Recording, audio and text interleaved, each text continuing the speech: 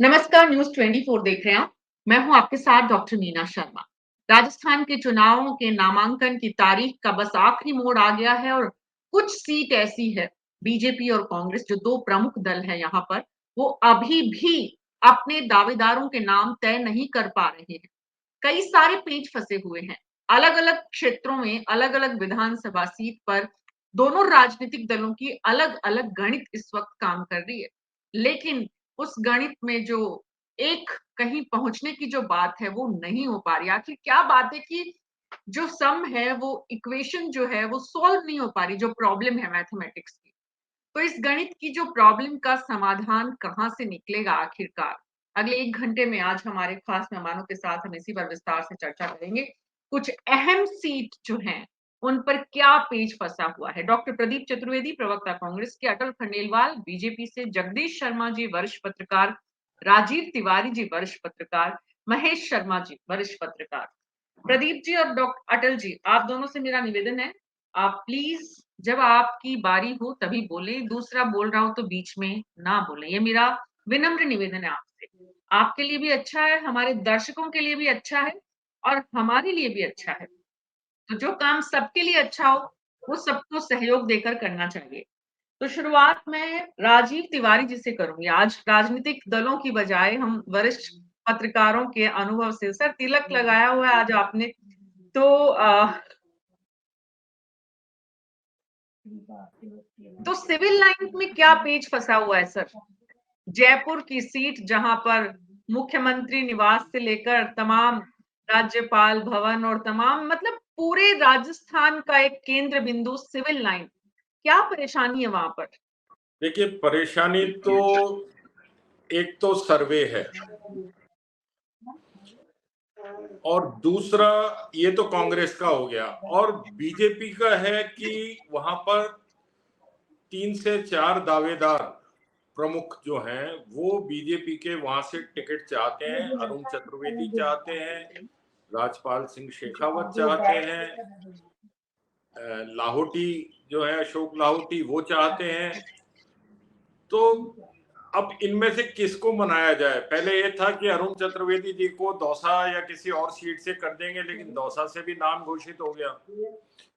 और यहाँ कांग्रेस का जो है कि वहां पे प्रताप सिंह खाचरियावास के एंटी इनकम्बेंसी का तो मुद्दा है ही, साथ में जो कांग्रेस के जिला अध्यक्ष हैं आर तिवाड़ी, वो भी चाहते हैं कि मेरे को यहाँ से टिकट मिल जाए। इसके अलावा और भी एक दो नेता हैं जो ये चाहते हैं कि इस वीवीआईपी सीट, क्योंकि यहाँ पे राज्य की सरकार चलाने वाले और केंद्र के जो नुमाइंदे होते हैं, मतलब संवैधानिक पद पर राज्यपाल महोदय, वो सबका निवास यही है। और जो राज्य सचिवालय हो गया, एजी ऑफिस हो गया, इनकम टैक्स ऑफिस हो गया, जितने भी प्रमुख कार्यालय हैं वो इसी विधानसभा सीट में आते हैं और इसलिए इसका महत्व बढ़ जाता है। और अगर दोनों ही दलों में इसी मुद्दे पर पेच फंसा हुआ है कि किसको आगे लाएं और किसको हम नाराज करें, किसको खुश करें। मतलब बहुत असमंजस की स्थिति यहाँ पे बनी हुई है और यही वजह है कि आप देखिए प्रताप सिंह खाचरियावास जो इतने मुखर नेता हैं कि हर मुद्दे पर, सरकार के ऊपर आने वाली हर विपत्ति पर सबसे पहले वो खड़े होते हैं और बयान देते हैं, लेकिन पिछले 8-10 दिन से उनका भी कोई बयान नहीं आ रहा है। यानी वहां भी वो भी खामोशी से इंतजार कर रहे हैं कि हाँ आखिर होगा क्या। जी, तो ये इंतज़ार सिर्फ़ इंतज़ार ही नहीं है, बल्कि उसके भीतर बहुत सारा मतलब ब्लड प्रेशर कितना ऊपर-नीचे हो रहा है, उसका अगर नहीं, वो कोई मीटर ज्वालामुखी लगाया जाए। फूटने से पहले जो एक अंदर लावा उमड़ता है, अंदर पहाड़ की जी, जो बेस होता है उसमें, कोई भी हुँ, ज्वालामुखी फटने से पहले, तो वो हुँ। अंदर जो खलबलाहट जो होती है ना, वो इस समय सारे नेताओं में चल रही है। अब जिसको नहीं मिलेगा वही ज्वालामुखी बन के फूटेगा। जी, अब सवाल उठता है जगदीश शर्मा जी, हवा महल का, कांग्रेस का वहाँ पर कहाँ पेच फँसा हुआ है?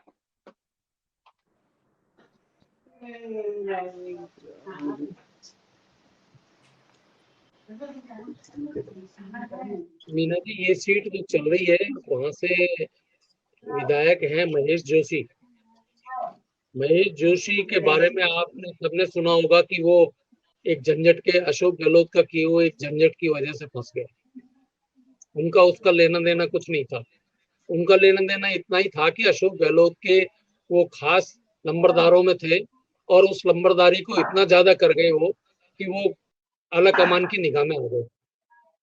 अब वो आला कमान की निगाह में आ गए हैं और उनको अच्छा नहीं माना गया है।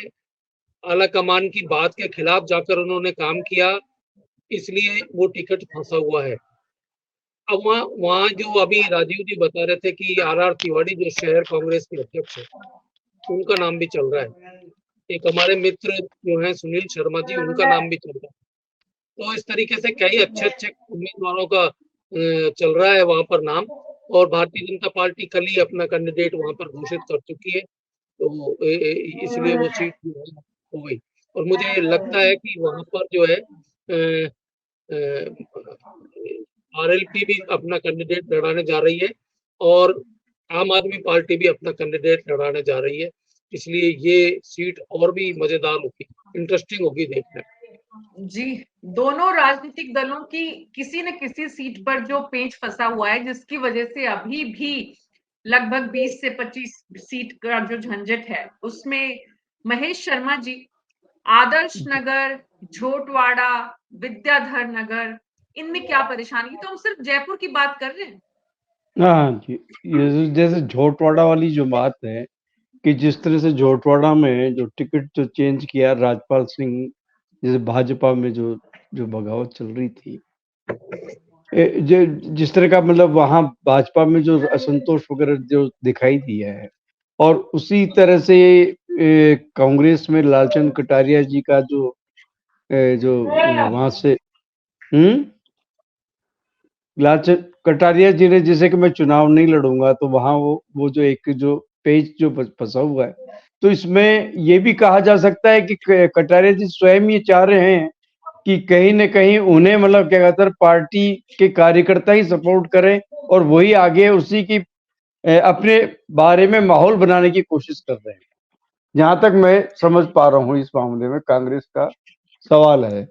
और जहां जो बीजेपी का है, तो बीजेपी में जिस तरह का जो वहां जो प्रत्याशी को जो घोषित किया है, वहां जो राजपाल सिंह भी दावेदारी कर रहे थे, तो उन्हें भी मतलब क्या कहते हैं थोड़ा सा संतुष्ट करने की कोशिश की जा रही थी।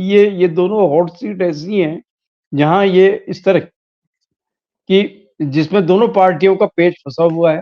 अब क्या होता है ये आगे देखने के अभी। ये 3 हॉट सीट हैं जो एक दूसरे से जुड़ी हुई है, विद्याधर नगर, झोटवाड़ा और आमेर, और तीनों जी में बीजेपी के मुख्यमंत्री पद के दावेदार तथाकथित शामिल हैं।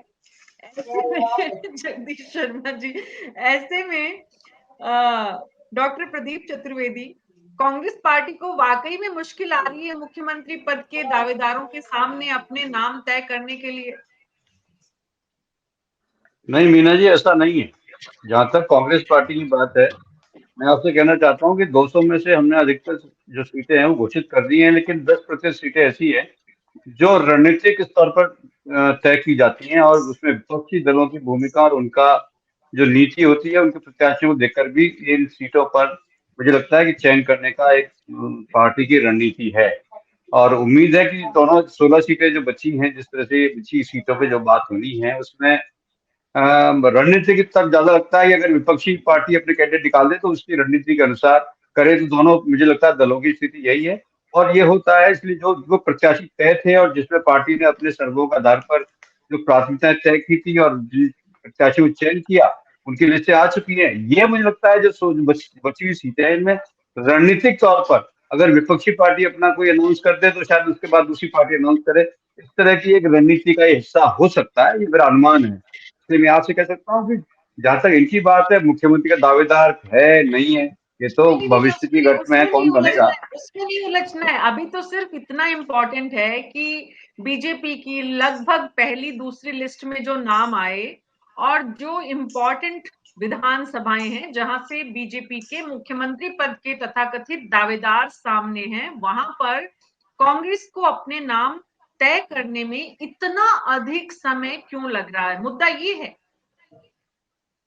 मीना जी, बात समय लगने की नहीं है, सवाल रणनीति की है। पार्टी की रणनीति अपनी बनी हुई है, उस पर सामूहिक नेतृत्व में बात होती है और हम चर्चा कर रहे हैं। और सवाल देखिए, इस बार का जो मुकाबला है, क्योंकि हम दोबारा सरकार बनाने की कोशिश कर रहे हैं, इसलिए हम ज्यादा सचेत होते हुए चयन कर रहे हैं। दूसरी बात यह है कि प्रत्याशी बीजेपी ने पहले लिस्ट अनाउंस की, तो आप देखिए कि लिस्ट अनाउंस की तो उस समय एक आइडिया मिला कि बीजेपी किस रणनीति पे काम कर रही है। तो मेरा मानना यह है कि रणनीतिक माहौल में जो बची हुई सीटें हैं, उनमें प्रत्याशियों को तोल भाव देख करके दोनों पार्टियां एक दूसरे प्रत्याशी तय कर रही हैं। और मुझे लगता है ये बड़े महत्वपूर्ण सीटें हैं, जो ये प्रभावित करने वाली सीटें हैं। और ये जो सीटें बची हुई हैं, ये काफी महत्वपूर्ण सीटें हैं। इसलिए यहाँ पर सोच विचार कर दोनों पार्टियां एक कुश्ती कर रही हैं, जिसमें जिसका दाव चलेगा वो उस हिसाब से अपने कैंडिडेट तय कर देगा। जी, तो कुश्ती में आप लोग जितना समय ले रहे हैं उसका क्या फायदा नुकसान होगा वो भी समय बताएगा।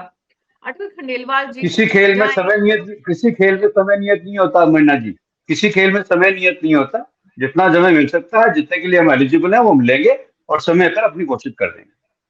अटल जी, डॉक्टर प्रदीप चतुर्वेदी, यहाँ राज्यवर्धन सिंह, दिया कुमारी, सतीश पूनिया, ये सब मैदान में है और आपके कैंडिडेट्स का पता नहीं है और आप बोलते हैं समय नहीं होता है। तो फिर तो समय बताएगा कि क्या होता है, समय होता है या नहीं होता है, समय बताएगा जिस दिन चुनाव के नतीजे आएंगे।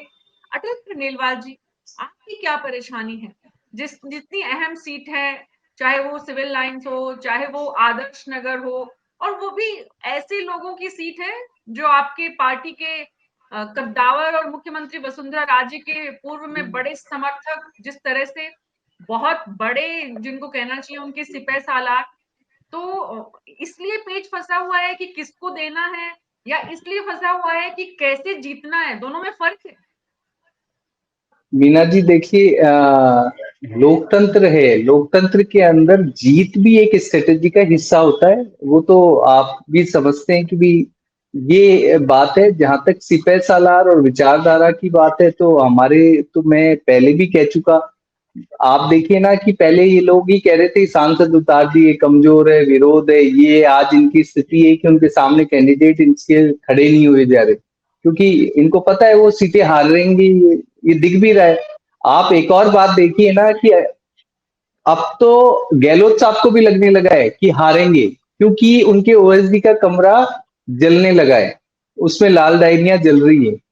तो अब ये इंडिकेटर होते हैं कहीं किसी भी पार्टी के जो प्रत्याशी हैं, और जिस तरह से आग लग रही है, प्रत्याशी है वो इधर उधर भाग रहे हैं, कोई आरएलपी में भाग रहा है, कोई इधर। तो ये दिख रहा है अभी कि इनकी अवसरवादिता खत्म हो गई है। ये तो कह भी रहे हैं कि हम अवसरवादी हैं, आप घोषित कर दो, उसके बाद हम घोषित कर ही देंगे। हम बोल रहे हैं कि इनका सर फुटबॉल चल रहा है। आप हमारी तरफ तो कयास लगा सकते हैं, इनका तो दिख रहा है सर फुटबॉल इनका। पहले गहलोत साहब पायलट साहब का चल रहा था, अब गहलोत साहब आला कमान साहब का चल रहा है। और हारना तय, अटल जी, आप ये क्यों नहीं बताते सिविल लाइंस में आपके क्या चल रहा है, आदर्श नगर में क्या चल रहा है? आपके पास इस बात का जवाब है या आप बताइए क्या? नहीं ऐसा बीना जी, देखिए हमारे तो कैंडिडेट्स लगभग फाइनल है, शीर्ष नेतृत्व लगभग तय कर चुका है। हो सकता है आप में डिबेट कर रहे हैं और पीछे से लिस्ट आ जाए, इतना सा ही फासला है। मतलब ये तय मानिए कि इतना सा ही फासला है, बाकी कुछ नहीं। जो तय करना है स्ट्रेटेजी, वो सब तय हो चुका है। और जहां तक विचारधाराओं की भी बात है, तो क्योंकि लोकतंत्र के अंदर आप हमारी सारी लिस्ट में देखोगे तो करीब 5% प्रत्याशियों की विचारधारा प्लस माइनस हो सकती है। बाकी हमारे ही मतलब कैंडिडेट हैं वो संगठनात्मक, और हमारे ही कैंडिडेट्स हैं। और क्योंकि लोकतंत्र में पता चले कि आपकी स्ट्रेटेजी और हल्की सी भी गलती 5% के कारण जनता को फिर से भुगतना पड़े, तो ये भी जनता के कारण ही ऐसा हो रहा है कि भाई आज से ठीक 20 दिन बाद वोटिंग होनी है, अभी तक कैंडिडेट सामने नहीं है, स्पष्टता नहीं है, कैंडिडेट को पता नहीं है कि उसे चुनाव में क्या करना है। 20 दिन काफी आपको लगता है? अटल जी चले गए हैं। राजीव तिवारी जी, जी जो सीटें, जितनी सीट्स बीजेपी की अलग है, कांग्रेस की अलग है, जो पेंच है वो अलग अलग, दोनों राजनीतिक दलों का अलग अलग इक्वेशंस के कारण अलग अलग सीट पर फंसा हुआ है। सिर्फ जयपुर की नहीं, जयपुर से बाहर भी हम निकले तो क्या वजह मानते हैं राजीव तिवारी जी? गुटबाजी है वो एक बड़ा कारण है, जिताऊ कैंडिडेट की अवेलेबिलिटी है वो मुद्दा है, बगावत का डर है वो मुद्दा है, या कहीं कुछ मिलाकर, सब मिलाकर ऐसी स्थिति में कांग्रेस पार्टी को लाए हैं जहां की 2 महीने पहले चुनाव में टिकट की घोषणा की पैरवी खुद मुख्यमंत्री कर रहे थे? देखिए, आपने तीनों कारण आपने ही गिना दिए। जी। बगावत का डर भी है, हाँ। दूसरा कैंडिडेट का भी अकाल है। मतलब अगर आप पुराने चेहरों को टिकट नहीं देना चाहें तो आपके पास नए चेहरे हैं ही नहीं। मतलब उस लेवल के, उस ताकत के, उस प्रभाव के आपके पास चेहरे ही नहीं है। तो अब इनके पास सबसे बड़ी स्थिति असमंजस में जो है वो यही है कि हम इनके टिकट काट देंगे तो देंगे किसको। तो जो पूरा मंथन चल रहा है वो इसी मुद्दे पर चल रहा है। और अब चूंकि आज 3 तारीख हो गई, अब मात्र 3 दिन का शेष समय बाकी है। तो 3 दिन के अंदर अब आप बताइए कि किसी का नाम अगर ये 5 तारीख को घोषित करेंगे, हालांकि जो खबरें आ रही हैं उसमें ये भी है कि जिनका नाम है उनको टेलीफोन से ही बता दिया गया है। अब बीजेपी ने जो हवा महल सीट से बाल मुकुंदाचार्य जी को दिया, तो वो तो 15-20 दिन पहले से, जब से उनके वीडियो वायरल हुए थे कि वो मंदिर मंदिर जाकर और लोगों को कह रहे हैं मकान कैसे बन गया, यहाँ देवालय था, यहाँ सड़क कैसे बन गई, यहाँ तो एक छोटा मंदिर था। तो उससे ही ये अंदाजा हो गया था कि यहाँ ये राजनीति में इनका प्रवेश तीसरे जो विधा है एक व्यक्ति के लिए, पहले मॉडलिंग करी, उसके बाद मेहनती, अभी तो इनके साथ महामंडलेश्वर कोई जोड़ा ही नहीं जा रहा, जबकि ये तो महामंडलेश्वर है, तो इतनी बड़ी पदवी है इनके पास, तो वो इनके नाम के साथ जुड़ना चाहिए, कहीं जुड़ ही नहीं रही है। पिछले 15 दिन से जितने भी ये वीडियो चल रहे हैं या आजकल में इनकी जब घोषणा हुई नाम की, तो उसके साथ में जुड़ना चाहिए था, वो नहीं जुड़ा। तो यही सब चीजें हैं कि हिंदू वोट कंसोलिडेट करने के लिए, उनका ध्रुवीकरण करने के लिए ये रणनीति बीजेपी ने खेली है यहाँ पे हवा महल सीट पे, क्योंकि वहां पे अगर हिंदू एकजुट होंगे, क्योंकि वहां मुसलमानों की और दूसरी जो SC ST और उनकी जो संख्या है मतदाताओं की, वो जनरल कैटेगरी से ज्यादा है। तो वो वजह भी एक उनकी है कि भाई अगर जनरल कैटेगरी के वोट एक जगह एक मुश्त पड़ेंगे तो हो सकता है कि यहाँ से वो 4-5 डमी कैंडिडेट अलग कम्युनिटी के खड़े करके और वोट कटवा के और उसको वो किया जा सके। तो ये सारी जगह कोटा उत्तर में यही स्थिति है कि वहां पे धारीवाल जी को अगर नहीं मिलता टिकट तो किसको मिलता है। अब देखिए विद्याधर नगर से नाम आ रहा है रुक्मणी कुमारी का, चोमू जो पूर्व राज परिवार से हैं, तो उनको चोमू से ही दे दो टिकट रामलाल जी के सामने। नाम यहाँ पे वो विद्याधर नगर में आके, यानी आप वहां पे सीट को थ्रो कर रहे हैं ऐसे नाम चला के। वहां के मतदाता का जो कांग्रेसी पुराने हैं उनका और दिमाग इस चीज से हट जाएगा, अरे अब हमको क्या करना है यहाँ पे। तो ये जो नए नामों के पीछे जो रणनीतिक, चतुर्वेदी जी बता रहे थे कि जब सामने वाला करेगा तब हम करेंगे, तो सामने वालों के तो हो चुके हैं, झोटवाड़ा भी हो चुका, विद्याधर नगर भी हो चुका, आमेर भी हो चुका, हवा मुद्दा महल भी हो ये है चुका। राजीव तिवारी जी, आपने जितनी बात की उसमें एक इम्पॉर्टेंट बात पूरी बात में जो सबसे अहम, जिस पर पूरे राजनीतिक दलों को गौर करने की जरूरत है, जगदीश शर्मा जी, क्या वाकई में राजनेताओं का इतना अकाल है, या फिर जो नेतृत्व है वो ऐसा अकाल की स्थिति को बनाए रखने में खुद को कंफर्टेबल पाता है? दोनों बातों में फर्क है बहुत बड़ा।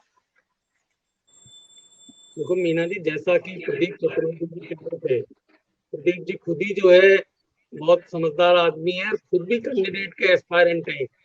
भरतपुर की सीट में अभी फाइनल नहीं हुई है। प्रदीप चतुर्वेदी जी तो खुद ही भरतपुर से चुनाव लड़ सकते हैं, तो तैयारी में है पूरी में, ये भी इंतजार कर रहे हैं। तो ऐसे बहुत सारी सीटें हैं जहाँ पर कि लड़ने वाले तैयार बैठे हुए हैं, लड़ाने वाले अनाउंस नहीं कर रहे हैं कि भाई इनको लड़ना है। बात इसलिए नहीं हो रही कि कुछ जगह पर विवाद इस तरीके के हैं कि 4 एक जैसे इक्वल स्ट्रेंथ वाले कैंडिडेट सामने हैं, उनमें से किसको चुना जाए, और फिर वहां पावर पॉलिटिक्स होती है, जो सिलेक्शन कमेटी होती है। मैं तो अच्छा मानता हूं कि कांग्रेस में इस बार कोई स्ट्रगल नहीं था। कांग्रेस में एक केवल अशोक गहलोत की चल रही थी और बाकी सब हाँ मिला रहे थे।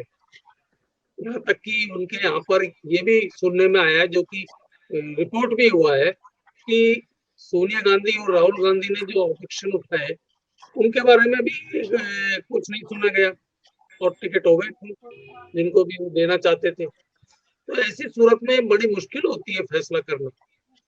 ये फैसला तभी होगा, एंड वक्त तक भी हो सकता है। और आप जैसा कि राजीव जी बता रहे थे, ये इशारा कर देते हैं पहले ही कि भाई आप भी तैयारी करो, आप भी तैयारी करो। कई लोगों ने तो नॉमिनेशन फाइल कर दिया, अभी नाम अनाउंस ही नहीं हुआ है, वो अपने मुहूर्त के हिसाब से कर चुके हैं काम।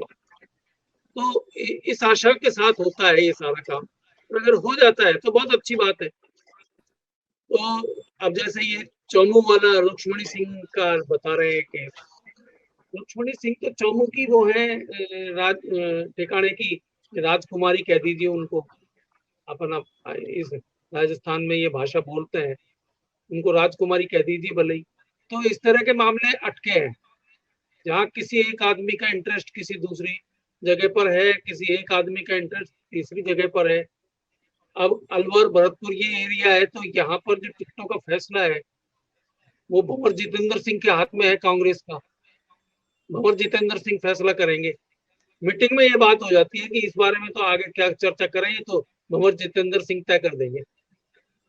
कई तरीके होते हैं, कई कारण होते हैं। मेरा कहने का मतलब ये है कि इन कारणों की वजह से सीटें अटकी होती है। कई जगह पर कैंडिडेट अच्छा होता है लेकिन संसाधन नहीं है उसके पास, खूब पैसा चाहिए लगाने के लिए, खूब जो है उनको वो चाहिए।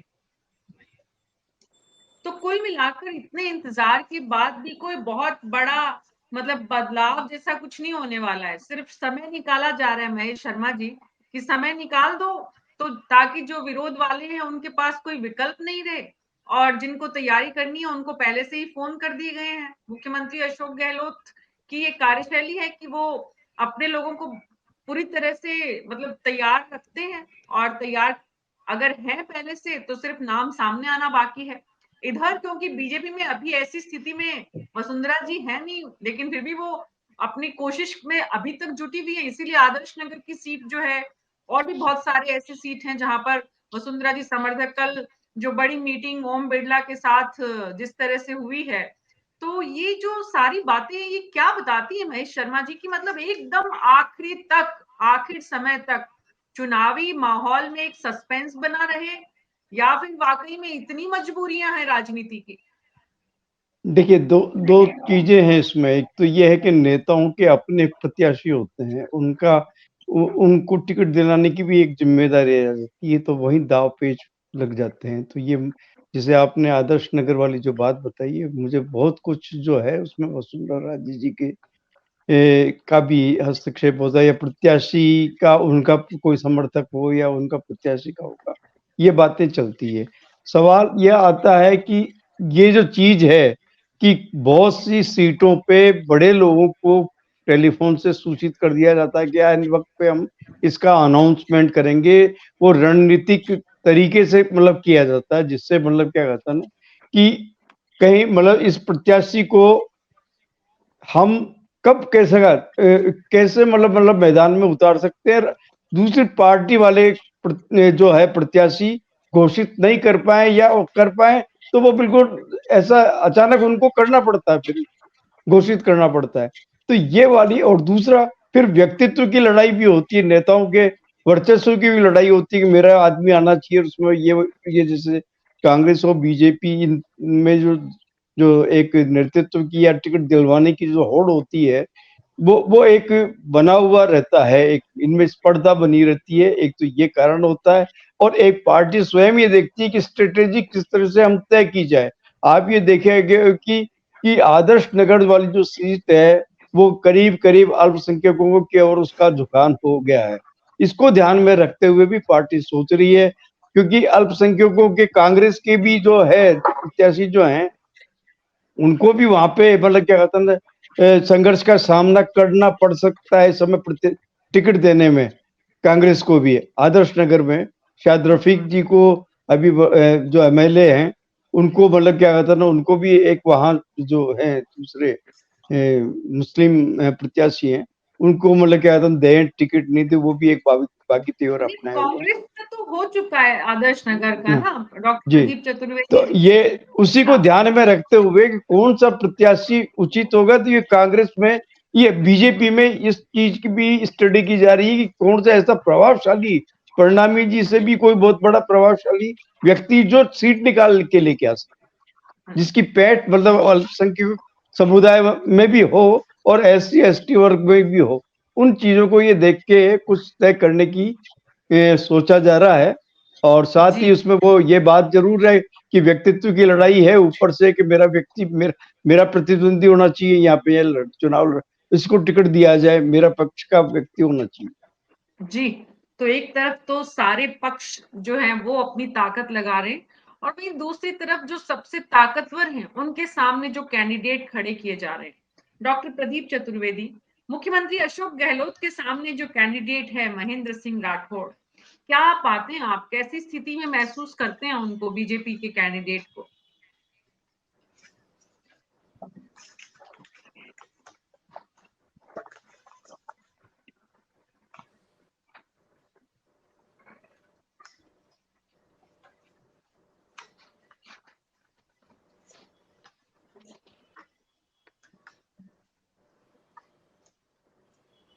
प्रदीप जी तक बात नहीं पहुंची शायद।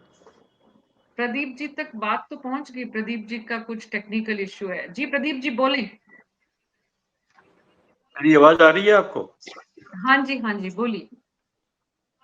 देखिए, मेरा ये कहना है इस मसले में कि हमारी पार्टी में जो फैसले होते हैं उसमें जो मेरे पास सूचना है उसमें कई बार क्या होता है कि जो विधायकों टिकट की सिफारिश हमारे मंत्री या वरिष्ठ नेता करते हैं, तो एक नेता की 4-5 सिफारिश जब होती है तो आलाकमान उनसे कहता है कि जितनी गारंटी कौन देता है। तो एक ये प्रक्रिया भी है जिसमें जो लोग नाम रिकमेंड करते हैं, हमारी आलाकमान उनसे कहती है कि जितनी गारंटी कौन दे रहा है। तो इस मसले पर वो नेता और सिफारिश करने विधायक चुप हो जाते हैं। तो मुझे लगता है कि इन जो सीटें बची हैं उन सीटों पर इसी तरह की एक कार्रवाई चल रही है जिसमें आलाकमान उन सिफारिश करने वाले मंत्रियों नेताओं से भी बातचीत कर रहा है और अपने विवेक से काम करते हैं पर फैसला कर लेगा। और ये एक प्रक्रिया है जो हर चुनाव में हर पार्टी करती है, हमारी पार्टी में नहीं है। पर सूचना यही है कि जिनकी बहुत लोगों ने सिफारिश की उनसे गारंटी लेने की बात जब की गई तो वो सब पीछे हट गए, क्योंकि आलाकमान अकाउंटेबिलिटी की बात जब करता है तो लोग इस तरह की सिफारिशों में पीछे हट जाते हैं और जिम्मेदारी इनकार करते हैं। इसलिए आलाकमान उन सब चीजों को देखते हुए अपना अंतिम विवेक पर इनका फैसला कर देगा। तो मतलब काफी अकाउंटेबिलिटी नहीं वाले कैंडिडेट हैं कांग्रेस पार्टी के पास, इसलिए इतनी मुश्किल आ रही है, जिनको जो अकाउंटेबिलिटी लेने को तैयार नहीं है। नहीं, ये उन लोगों के जो लोग सिफारिश करते हैं। पार्टी में एक व्यवस्था ये भी होती है कि जो वरिष्ठ नेता होते हैं, क्षेत्रीय नेता जो होते हैं, वे अपने अपने क्षेत्र में अपने अनुयायियों को टिकट दिलाने के लिए सिफारिश करते हैं। जब सिफारिश की बात आती है और आलाकमान विचार करती है तो उनसे बात पूछते हैं कि इनकी कितनी गारंटी है और आप क्या गारंटी दे सकते हैं ये चुनाव जीत जाएंगे। इस पर जो पेच फंसता है उसमें जब वो कहते हैं कि आप गारंटी दीजिए तो वो नेता गारंटी से हिचकिचाते हैं, क्योंकि अकाउंटेबिलिटी जब उनके अकाउंट में जाएगी तो उनका रिकॉर्ड खराब होता है। इसलिए सिफारिश तो करते हैं, लेकिन जब अकाउंटेबिलिटी की बात आती है और आलाकमान कहती है कि आपका कैंडिडेट कितना प्रतिशत जीतने की संभावना रखता है, उस पर वो चुप होते हैं। तो ऐसे मसलों पर थोड़ा ये विचार विमर्श करके गंभीरता से आलाकमान अपना निर्णय लेता है, वो फैसला हो जाएगा। जी, तो फैसला सारा आलाकमान पर निर्भर है, पार्टी के कैंडिडेट्स की मेहनत, ग्राउंड फैसला तो आलाकमान ही करता है मैडम, लिस्ट वहीं से आती है। बिल्कुल इसीलिए तो मान रहे हैं, बिल्कुल।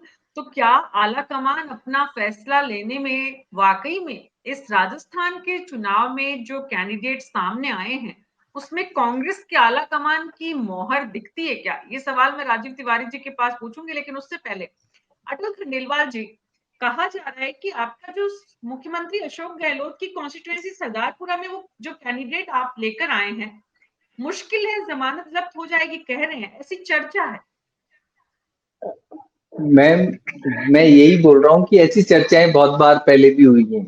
और मैं डॉक्टर महेंद्र सिंह राठौड़ हैं, वो बहुत बढ़िया आदमी है, जनता के साथ जुड़े हुए हैं, प्रशासनिक दृष्टि से भी उनका अच्छा एक्सपीरियंस है। तो इस कारण से महेंद्र सिंह राठौड़ जी आप देखना बहुत बढ़िया फाइट देने वाले। आपको लगता है क्योंकि वो नए अटल खंडेलवाल जी, आप जरा हमें जनता को समझना चाहिए कि जब बीजेपी इस चुनाव को इतना ताकत लगाकर जीतने के लिए और राजस्थान का किला फतेह करने के जब प्रयास कर रही है, तो मुख्यमंत्री अशोक गहलोत के सामने जो कैंडिडेट की चर्चा थी, जितनी अपेक्षा थी, भारी भरकम कोई लाएंगे, वो नहीं ला पाए। तो स्ट्रैटेजी के तहत ही नहीं ला पाए हैं, या फिर लगा पार्टी को कि नहीं मुश्किल होगी अगर किसी भारी भरकम को उतार देंगे और सफलता नहीं मिलेगी? ऐसा नहीं होता मैम, ये सारी स्ट्रेटेजिकल पॉइंट ऑफ व्यू ही है। आप अगर इसको देखेंगे तो देखिए, मैं बार बार ये कि स्ट्रेटेजिकल पॉइंट से का ही कारण होता है कि हम कोई एक गलती भी नहीं करना चाहते। और क्यों करें? ये एक गलती हमारी केवल पार्टी की बात नहीं है, वो जनता के साथ भी हमारा जो एक तरीके का जनता के साथ भी धोखा हो जाएगा। तो हम ऐसी स्थिति करना ही नहीं चाहते। हम स्ट्रेटेजिकली हर सीट पर आकलन करना चाहते हैं, हर सीट पर देखना चाहते हैं कि भाई ये व्यक्ति जनता के साथ कितना जुड़ाव रख रहा है, इसकी प्रशासनिक क्षमता कैसी है, इसकी छवि कैसी है, और सामने अपोनेंट व्यक्ति है उसका साइज क्या है, और वो किस तरीके से एक दूसरे के साथ फाइट होगी। तो ये सारी ही गणित देखने के बाद फिर शीर्ष नेतृत्व है वो ये तय करता है कि भाई ये 3 कैंडिडेट्स में से ये व्यक्ति बिल्कुल सूट करता है और यहाँ से ये उतार दिया जाए। अब विनिंग, देखिए लोकतंत्र में और क्या देखा जा सकता है? आप मेरे को ये बताइए कि मान लो हम केवल और केवल विचारों की संघर्ष करें और हर बार एक सीट से पीछे रह जाए या 2 सीट से पीछे रह जाए, तो ऐसा कितनी बार ऐसा हुआ है? बहुत बार। आप अटल बिहारी वाजपेयी का तो उदाहरण आप अटल बिहारी वाजपेयी जी का तो आपने उदाहरण देखा ना कि एक सीट कम आने से देश कितना पीछे चला गया। उन्होंने नहीं समझौता नहीं किया था ना। तो अब कोई बात नहीं, वो बहुत एक तरीके से वो समझौता तो बीजेपी आज भी आरोप आप फिर लगाए, लेकिन हम आज भी वो उस तरीके का समझौता नहीं करेंगे। क्यों? लेकिन उस एक सीट कम होने की वजह से एक देश का पीछे जाना, जो हो सकता है आपको नहीं लगता हो बट हमें लगता है, वो एक इशू है। नहीं, हमें क्या लगता है वो इम्पोर्टेंट ही नहीं है। इम्पोर्टेंट ये है कि आपको क्या लगता है उसका जनता भाई, हमें ये लगता है। हाँ, तो मैं यही बोलता हूँ कि भाई हो सकता है कि हम 3.7, हाँ ये लगता है कि 3.75 ट्रिलियन हमको आज के, सुनिए देखिए बीजेपी को देखिए हमें ये लगता है कि एक सुनिए देखिए 3.75 ट्रिलियन 10 साल पहले होते, वो 10 साल बाद हो रहे हैं जी, है ना। हम चांद पे 10 साल पहले पहुंचते, वो 10 साल बाद। इसलिए मैं यही बोल रहा हूँ, समझ में आता है आपकी बात का यही मतलब। देखिए वैचारिक कंप्रोमाइज हम ये जरूर बोल रहे हैं कि भी जो अभी जिस तरीके से चल रहा है उसमें 5% तक हम कभी कभी ये मानते हैं कि हमारी ट्रेनिंग, हमारे साथ रहने से क्या होता है कि जब आप, एक कहावत है कि मैं क्योंकि सॉफ्टवेयर इंडस्ट्री से हूं तो मैं बता देता हूं उस कहावत को भी आपको, कि एक छोटी कंपनी जो आईटी की कंपनी है, उसका एक बहुत कमजोर से कमजोर लड़के को भी अगर इन्फोसिस टीसीएस के अंदर काम करने को मिलता है ना 4 साल, तो वो जब वापस आता है तो वो कमजोर वाला उस छोटी कंपनी के टॉप क्लास के इक्विवेलेंट आ जाता है। तो ये वैचारिक शक्ति का ही परिणाम है। तो यही मैं बोल रहा हूँ कि यदि 5% अगर इस तरीके के कुछ समझौते हमें करने पड़ते हैं तो हम कर रहे हैं। इसीलिए आज भी नाथद्वारा में कांग्रेस के कई लोगों ने बीजेपी ज्वाइन की है। इसीलिए की है राजीव तिवारी जी। तो वैचारिक जो सोच है उससे ज्यादा इम्पोर्टेंट है कि गणित और सॉफ्टवेयर इंजीनियर का जो अनुभव बता रहे हैं अटल खंडेलवाल जी, कि भाई जो है बहुत पहले राजनीतिक विचारक रूसो ने कहा था कि जिस तरह से जितना जितना हम टेक्नोलॉजी के साथ जाएंगे उतना उतना हम वैचारिक रूप से, भावनात्मक रूप से पिछड़ते जाएंगे। तो ये बात अटल खंडेलवाल जी यहाँ स्वीकार कर रहे हैं राजीव जी। देखिए, जहां तक वो महेंद्र सिंह जी की बात है, जो अशोक गहलोत के सामने जिनको उम्मीदवार बनाया है, तो उसके पीछे कारण यही था कि जितने बड़े नाम पहले आ रहे थे उन सब ने अपना आकलन कर लिया कि उनकी स्थिति क्या होगी। उसके बाद वो सब बैक हो गए। तब जाकर महेंद्र सिंह जी का नाम आया, और वो चूंकि संगठन जो बीजेपी का मुख्य संघ है उससे जुड़े हुए होने की वजह से, और एक तरीके से देखा जाए कि वो मुकाबला कितना करेंगे, अब ये प्रश्न हो गया है उस सीट पर कि गहलोत जी को वो कहां तक रोक पाएंगे। जीतना तो अभी भी बहुत मुश्किल है, जैसी वो सीट है अशोक गहलोत का जैसा वहां पर एक तरीके से सारे समीकरण उनके पक्ष में जाते दिखते हैं। तो अगर वहां कुछ ऐसी जीतने वाली स्थिति होती तो गजेंद्र सिंह शेखावत वहां से खड़े कर दिए जाते, वहां से और किसी अपने बड़े नेता को वहां से टिकट दिया जाता। भाई मुख्यमंत्री सीट है वो, सरदारपुरा सबसे हॉट सीट है राजस्थान की, तो वहां कर दिया जाता। तो ये तो अब वही रणनीतिक जो बात है कि वहां वैचारिकता कहीं नहीं आती बीच में, वहां सिर्फ विनिंग कैंडिडेट ढूंढा जाता है, और विनिंग कैंडिडेट अगर नहीं मिलता है, देखिए है ना, तो जिताऊ कैंडिडेट आज की तारीख में सबसे बड़ी आवश्यकता बन गई है राजनीति की। और ये बात खंडेलवाल साहब शुरुआत में भी कह चुके हैं कि 5 से 10% लोग हो सकता है कि हमारे वैचारिक उससे जुड़े हुए ना हो जिनको कि टिकट दिया गया है। तो उसमें हाँ बहुत सारे लोग ऐसे भी हैं जो कांग्रेस छोड़कर आए हैं या दूसरी पार्टी से या निर्दलीय थे, जो कि वैचारिक रूप से इस पार्टी से जुड़े हुए नहीं है, फिर भी उनको टिकट दे दिया गया है। तो अगर वैचारिकता वाली बात होती तो इनमें से किसी को टिकट नहीं मिलना था। तो वहां कहीं ना कहीं जिताऊ वाला तो मामला आया ना। तो वहां में फिर वैचारिकता कहाँ गई किसी पार्टी की, या सिद्धांत कहाँ गए? तो यहाँ ये तो बड़ा खाली बीजेपी के साथ नहीं है, सारी पार्टियों के साथ है ये। अब जिताऊ कैंडिडेट पर ज्यादा ध्यान दिया जाता है बनस्पत अपनी विचारधारा वाले के। लेकिन राजीव तिवारी जी, यहाँ तो ना वैचारिक वो काम कर पा रहा है और ना ही जिताऊ कैंडिडेट काम कर पा रहा है। अगर हम इस बात को सरदारपुरा, लेकिन वो सीट खाली नहीं छोड़ सकते थे जी। देखिए मैम, निश्चित रूप से मैं इसका जवाब देना चाहता हूँ। मुद्दा ये है कि सीट खाली छोड़ने जैसी स्थिति उस चुनाव में, जहां प्रधानमंत्री की प्रतिष्ठा दांव पर हो, उस चुनाव में अगर हम ये डिस्कशन कर रहे हैं कि सीट खाली नहीं छोड़ी जा सकती थी, तो सोचना पड़ रहा है ना कि ये चुनाव फिर किस दिशा में जाएगा। अटल जी बोलिए। मैं ये बताना चाह रहा हूँ कि आप ये जो डिस्कशन कर रहे हैं, ऐसा नहीं, मतलब आप ऐसे सोच लो सारे लोग अपन सिर मिलेंगे और पता चलेगा कि सरदारपुरा सीट हम जीत चुके हैं। ऐसे समझने की चेष्टा करिए कि महेंद्र सिंह जी हैं, अभी आपको हंसी आ सकती है लेकिन ये संगठन से जुड़े हुए हैं। सर देखिए, ये संगठन से जुड़ा हुआ है, हमारी भी परीक्षा हो जाएगी। हम कहते हैं ना संगठनात्मक पार्टी है, बूथ स्तर तक हैं, तो अब हम संगठनात्मक रूप से ही आरएसएस पूरी विंग है, भारतीय जनता पार्टी जो है वो है, और ये हमारा बूथ स्तर तक का कार्यकर्ता है।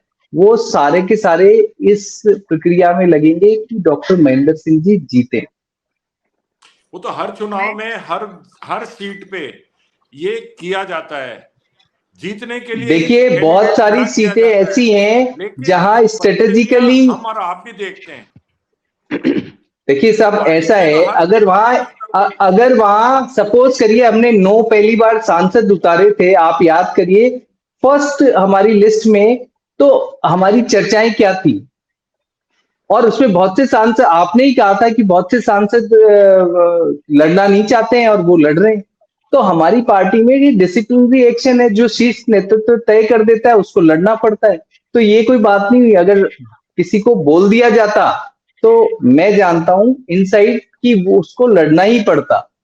और अभी ये बात है कि जब कोई और व्यक्ति, हमें पता है कि वो व्यक्ति सक्षम है और संगठन पूरी जिम्मेदारी के साथ उनको पार्टिसिपेट करवा रहा है, तो बहुत सारी स्थिति ऐसी है कि आपको लग रहा है कि जमानत जब्त होगी या ये होगी, और मैं आपसे कह रहा हूं कि हम फिर मिलेंगे सर, हम फिर मिलेंगे और हम जीतते हुए दिखेंगे।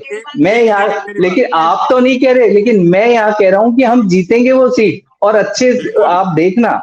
हम भी आपको शुभकामनाएं देते हैं, लेकिन मैं जो बात कहना चाहता हूं, 1 सेकंड की बात है कि अगर महेंद्र सिंह जी को पार्टी जिताऊ कैंडिडेट मानती, उन पर उसका पूरा पहले से भरोसा होता, तो इतनी महत्वपूर्ण सीट पर उनको काम करने के लिए समय दिया जाता, पहली लिस्ट में उनका नाम आता, ताकि वो पूरी तैयारी के साथ मैदान में उतरते। और अब लास्ट मोमेंट पे, जबकि नामांकन भरने के लिए 3 दिन है और मतदान में सिर्फ 22 दिन शेष बचे हैं, अब तो 22वां दिन भी बीत गया, 21 दिन शेष बचे हैं।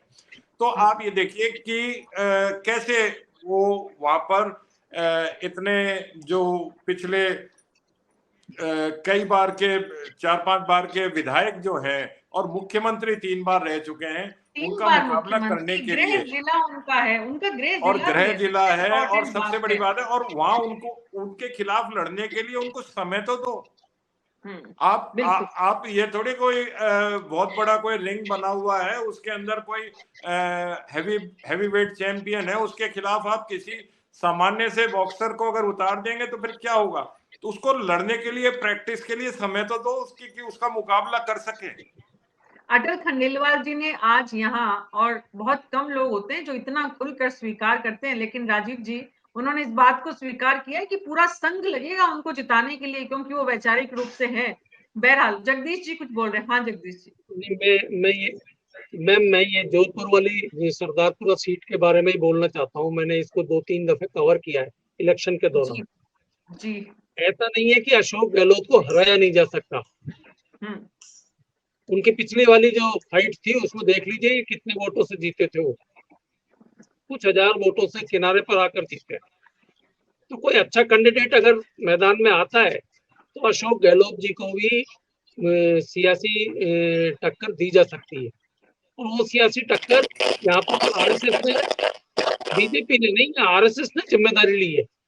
वो आरएसएस के कार्यकर्ता हैं, प्रोफेसर हैं, रेगुलर जुड़े हुए हैं इलाके से बहुत, और वैचारिक तौर पर जुड़े हुए हैं। तो वैचारिक स्थिति में भी आदमी को आना पड़ता है बीच में।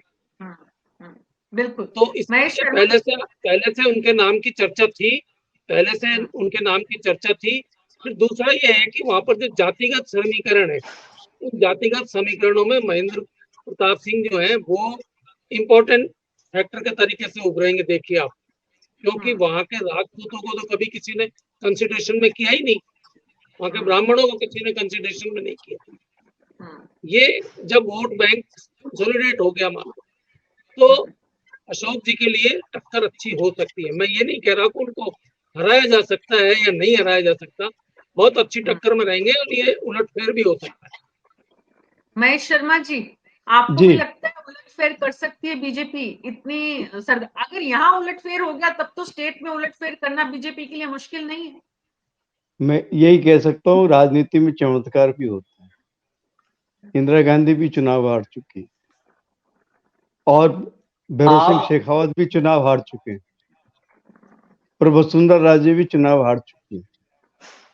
तो कुछ भी हो सकता है, लेकिन इस समय जितनी जो प्रभावशीलता और जिस तरह का जो है व्यक्तित्व इस समय गहलोत जी का, जो अभी खुद मुख्य प्रधानमंत्री की घोषणाओं को और उनको जब चुनौती दे रहे हो और पूरी मतलब इस कोशिश में हो, तो वो उनको हिलाना थोड़ा सा अभी ये कहें कि कल्पनातीत बात होगी।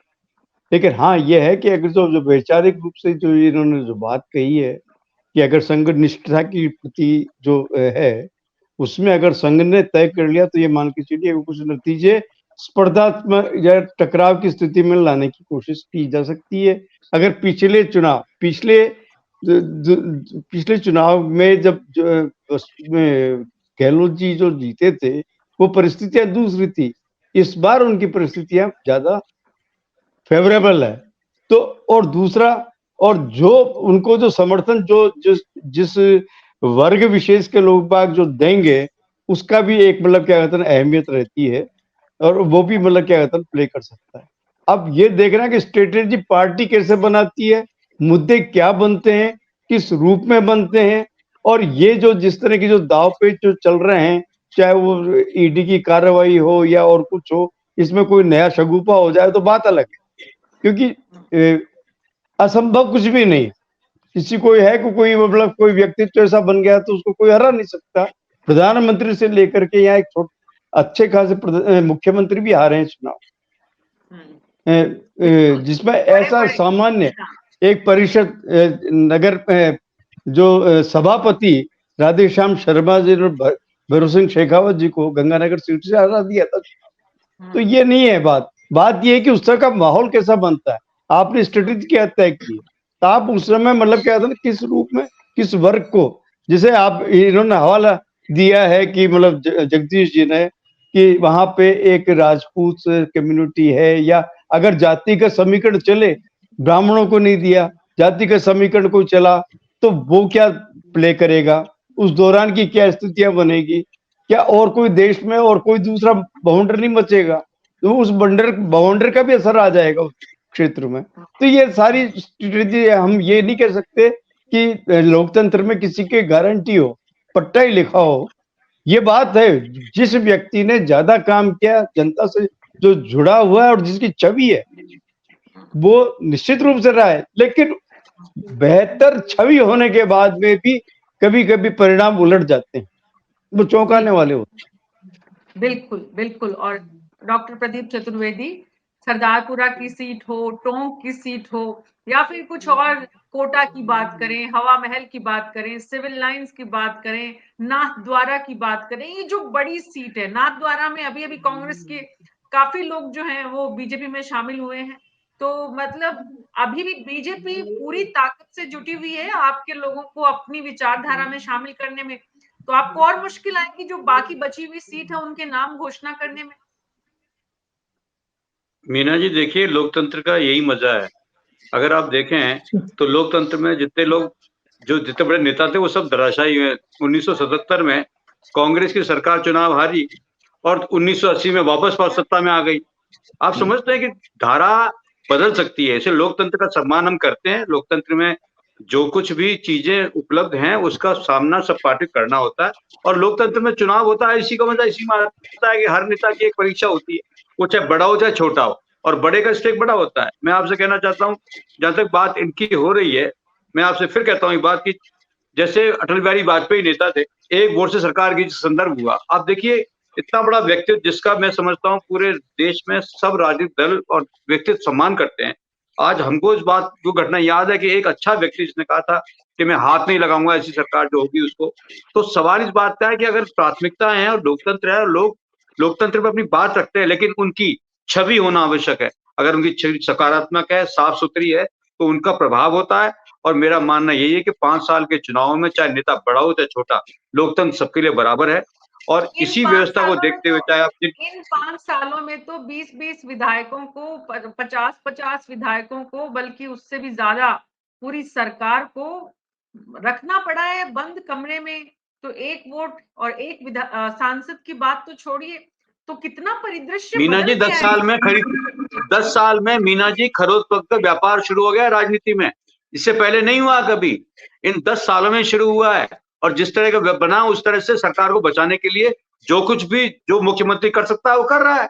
आपने देखिए बचा के दिखाया ना। अगर उन्होंने इकट्ठा किया तो उन्होंने सरकार को बचा के दिखाया। उन्होंने सारी नीति अपनी कोशिश की, अटैचियां खोलने की कोशिश की, पैसा देने की कोशिश की। तो सवाल यह है कि जब सरकार बचाने की नौबत आए और इस तरह के अलोकतांत्रिक व्यवस्थाओं का अगर प्रयोग किया जाए तो फिर सब जायज है राजनीति में। मुख्यमंत्री जी ने किया और अशोक गहलोत ने भी सरकार बचाई, ये उनका एक अभिनव प्रयोग था। और आने वाले समय में समझता हूं ये समस्या और विकराल होगी, क्योंकि जिस तरह से विखंडित हो रहा है लोकतंत्र, उस लोकतंत्र में इससे खंडित होने की संभावनाएं और बढ़ेंगी।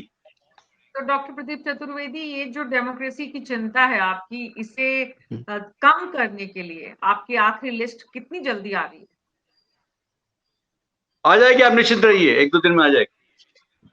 मतलब अभी मालूम आ नहीं जाएगी, है, समय पे आ अभी जाएगी। तो 2 दिन है। समय नहीं, मुझे इसकी जानकारी नहीं है। जब मेरा फैसला आला कमान करता है तो मुझे जानकारी क्यों होगी, लेकिन जो प्रैक्टिस है उसमें यह है कि चुनाव की नामांकन प्रक्रिया से पहले हमारी लिस्ट आ जाएगी। हमारे दोनों प्रवक्ता इतने ईमानदार है, ये देख के हमारे दर्शकों को भी कितना अच्छा लग रहा होगा कि भाई नहीं है, जानकारी तो नहीं है। और अगर अटल जी बोलते हैं कि ठीक है भाई, हमारा संघ मदद करता है तो करता है, ईमानदारी से स्वीकार करना चाहिए। अटल जी, कब आ रही है आपकी लिस्ट? देखिए मैम, मैंने अभी पहले ही कहा आपसे कि अभी हो सकता है आपके अपन चर्चाओं में हो और वो लिस्ट आ जाए और आप डिस्कस करने लगे 5-7 मतलब मिनट। आज ही लिस्ट आपकी लगभग आखिरी लिस्ट आने की संभावना है?